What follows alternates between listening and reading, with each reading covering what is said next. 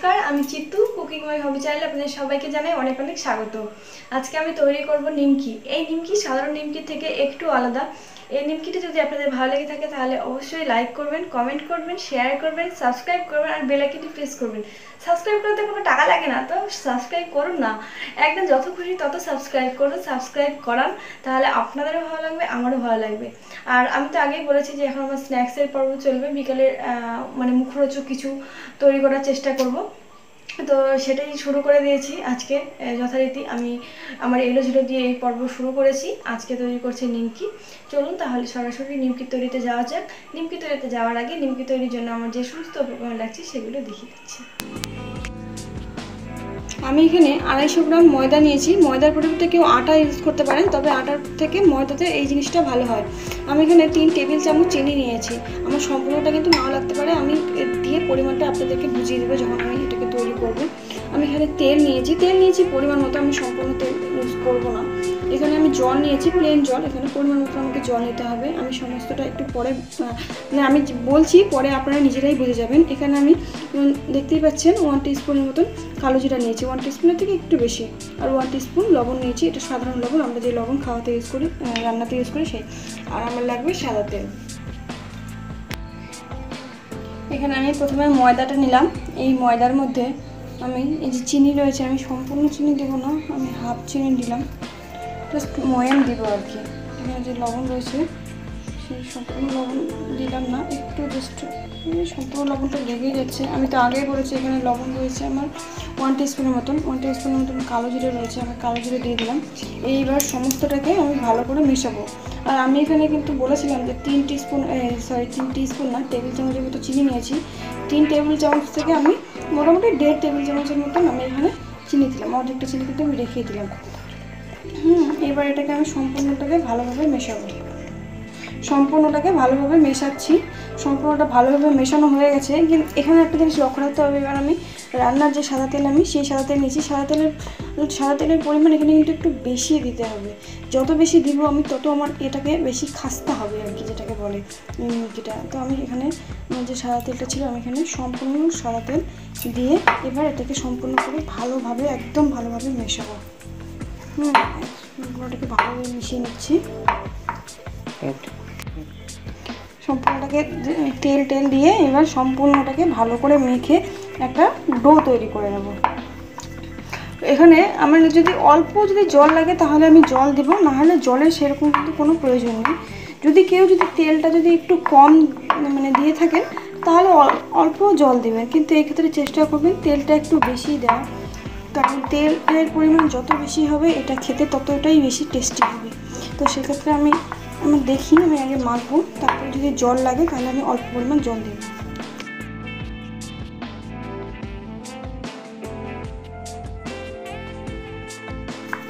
আমার এটা মাখা হয়ে গেছে। আমার যেটা মাখা হয়েছে সেটা কিন্তু দেখেই বোঝা যাচ্ছে যে এটার কালারটা চেঞ্জ হয়ে গেছে এবং এটার থেকে তেল বেরোচ্ছে। মাখতে যখন দেখছি হাত তেল হয়ে যাচ্ছে, তখন বুঝতে হবে যে এটা মাখা হয়ে গেছে।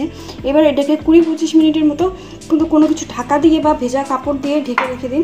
আমি একটা প্লেট দিয়ে ঢেকে রেখে দিচ্ছি, কারণ হচ্ছে এটা ঢেকে রেখে দিলে খুব ভালোভাবে সেট হবে। তো ফিরে আসছে আরও 20 মিনিট পরে। 20 মিনিট হয়ে গেছে। এবার আমি ময়দাটা আমার সেট হয়ে গেছে, ময়দা থেকে তেলও বেরিয়ে গেছে। এই ময়দাটাকে আমি আবারও একটু ভালো করে মেখে নেব। একটু ভালো করে আরেকবার মেখে নিই, যাতে সব কিছু আবারও ভালো করে মিশে যায়। এবার এই ময়দা থেকে আমি দুটো টুকরো করে নিচ্ছি। দুটো টুকরো করে নিলাম, 2 ভাগ করে নিলাম। এবার এই ভাগটাকেও একটি ভাগকে আবার একটি প্লেটে নিব। প্লেটে নিয়ে আবারও একটু ভালো করে এক ভাগকে ভালো করে মেখে নেব। যেহেতু এখানে আমার একটু তেলের পরিমাণ বেশি, সেক্ষেত্রে কিন্তু অন্য কিছু আর দেওয়ার দরকার নেই। এটাকে এবার আমি বেলবো। বেলার ক্ষেত্রে ময়দা বা তেল দেওয়ার কোনো প্রয়োজন নেই। আমার এটা তৈরি হয়ে গেছে ফুসফুট। এবার এটাকে যে আরেকটা যে রয়েছে সেটাকে আমি এবার ঢাকা দিয়ে রেখে দিলাম। আর একটু বেলুন চাকি নিলাম এবং এখানে দিলাম। এইভাবে আমি এরকম সেট করে বেলে নিচ্ছি। বেলে নেওয়ার পরে এবার এখানে সামান্য একটু তেল দেবো, যেহেতু আমার এখানে তেলের পরিমাণ বেশি আছে সেক্ষেত্রে আমি সে কারণে অল্প তেল দিলাম। এবার একটু যে ময়দা নিয়েছি সেই ময়দা আমি ছিটিয়ে দিয়ে ভালো করে এটাকে আবার মিশিয়ে দিচ্ছি। এরকম করে ময়দাটা কিন্তু মাস্ট দিতেই হবে। এবার আমি এটাকে আস্তে আস্তে ভালো করে খুব সাবধানে আমি এটাকে উল্টে দেবো। উল্টে দিয়ে একটু ভাঁজ দেবো। এখানে ভাঁজ দিলাম, একটা ভাঁজ দিলাম, আরেকটা ভাঁজ দেবো। এখান থেকে নিয়ে আরেকটা ভাঁজ দিলাম। ভাঁজ দিয়ে আবারও একটু এখানে আবারও একটু ময়দা দেবো। আমার যেহেতু তেলের পরিমাণ একটু আমার বেশি রয়েছে, আমি তেলটা প্রথমেই বেশি করে দিয়েছি, সেক্ষেত্রে আমার মনে হয় যে বারবার তেলটা না দিলেও কোনো ব্যাপার না। আবার এটাকে আমি উল্টে দিব। উল্টে দিয়ে এই পিঠেও একটু ময়দা দিয়ে আবার এটাকে বেলবো। এরকম করে আবারও একটু বেলে নিচ্ছি। আবার একটু সামান্য একটু তেল দিচ্ছি। সামান্য তেল দিয়ে আবারও একটু ময়দা দিচ্ছি। ময়দা দিয়ে আবারও সম্পূর্ণটাকে ভালো করে মিশিয়ে দিচ্ছি। মিশিয়ে দিয়ে আবারও ফোল্ড করব এইভাবে। এবার এই ফোল্ডটাকে এইভাবে এবং এইভাবে ফোল্ড করে দিলাম। আবারও একটু ময়দা দেব। একটু ময়দা দিলাম। ময়দা দিয়ে এখানে একটু ময়দা দেব সামান্য। আমি ছোট ছোট করে করছি, কেউ যদি চায় তাহলে একবারে বড় করেও নিতে পারে। আমি যেহেতু ছোটো ছোটো করে আমার মনে হচ্ছে একটু আমার সুবিধা হবে এরকম। বেশি চওড়া করার, খুব একটা চওড়া করার দরকার নেই। আমি একটু লম্বা করছি। এটা কিন্তু একটু খুব যে পাতলা সেটা হবে না, একটু মোটা শেপেই এটাকে বানাতে হবে। আর যদি একটু যদি ফাটল যদি ধরে থাকে তাহলে একটু হাত দিয়ে একটু করে চেপে দিতে হবে। এই যে এটা আমার তৈরি হয়ে গেছে। এটাকে এবার আমি একটা চাকু দিয়ে ছোট ছোট পিস পিস করে কেটে নেব। এবার একটু চাকু নিলাম। চাকু দিয়ে আমি লম্বা লম্বা এগুলোকে পিস পিস করে কেটে নিচ্ছি। এইভাবে লম্বা লম্বা করে কেটে নেব। এই যে আমার একটা পিস আমি তুলে দেখাচ্ছি যে পিসগুলো এরকম হচ্ছে। সব পিসগুলোকে প্লেটে তুলে নিচ্ছি এবং বাকি যে আমার যে ময়দার ডোটা রয়েছে সেই ডোটা থেকে সেম একই প্রসেসে আমি এবার সবগুলো বানিয়ে নিচ্ছি।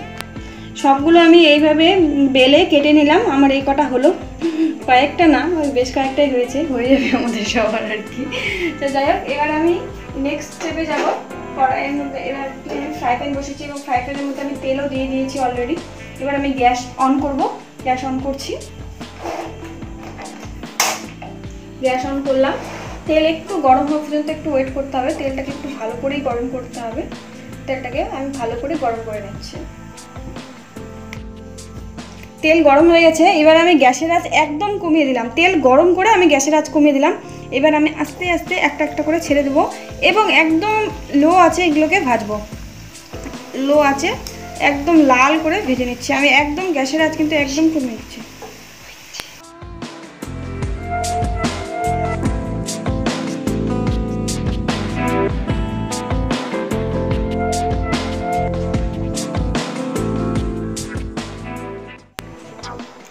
তৈরি হয়ে গেল আমার কুরকুরে স্টাইল কাটা নিমকি।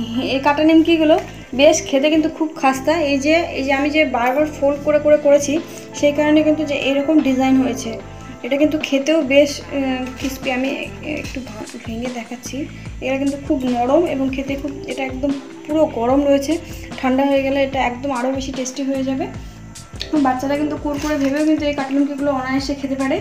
তো বাড়িতে অবশ্যই এই রান্নাটি ট্রাই করুন। আর যদি ভালো লেগে থাকে তাহলে অবশ্যই লাইক করবেন, কমেন্ট করবেন, শেয়ার করবেন, সাবস্ক্রাইব করবেন আর বেল আইকনটি প্রেস করবেন। আমার সমস্ত রান্না এবং ব্লগ দেখার জন্য আপনাদেরকে অসংখ্য ধন্যবাদ এবং আজকের ভিডিওটি দেখার জন্য অসংখ্য ধন্যবাদ। Thank you.